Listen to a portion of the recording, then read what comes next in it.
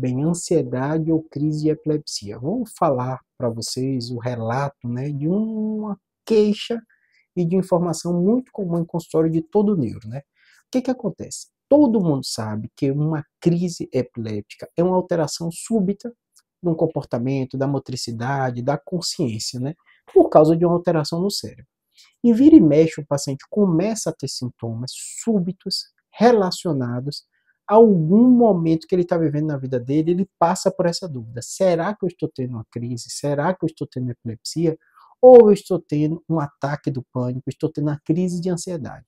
E vira e mexe, o paciente chega nesse consultório daqui da gente com essa dúvida. Júlio, estou passando por um momento difícil, trabalho, estresse, tal, coisas da vida, mas eu estou tendo esse tipo de crise. Eu comecei a ler, comecei a ficar preocupado e acho que pode ser epilepsia.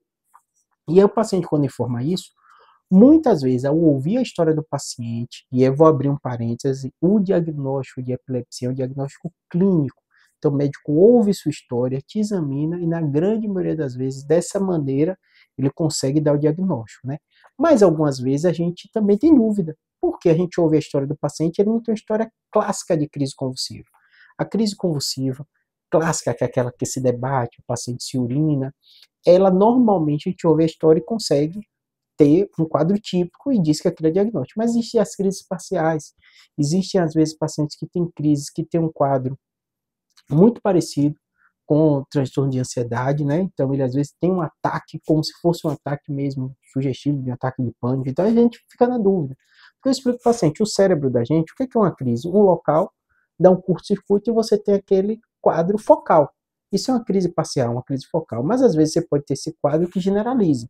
Quando generaliza, normalmente é típico e a gente consegue diferenciar muito bem. Mas quando é parcial e envolve áreas responsáveis pela emoção, às vezes o paciente tem um quadro que nem ele consegue descrever direito, uma sensação ruim e tal. Então, a primeira forma da gente diagnosticar é fazer os exames complementares. Uma ressonância costuma ajudar muito para a gente ver se tem algum quadro focal que explica aquela crise. E, além disso, um eletroencefalograma, que você bota aqueles fiozinhos todo no cérebro e vê como está essa circuitaria elétrica. Tem algum foco de crise?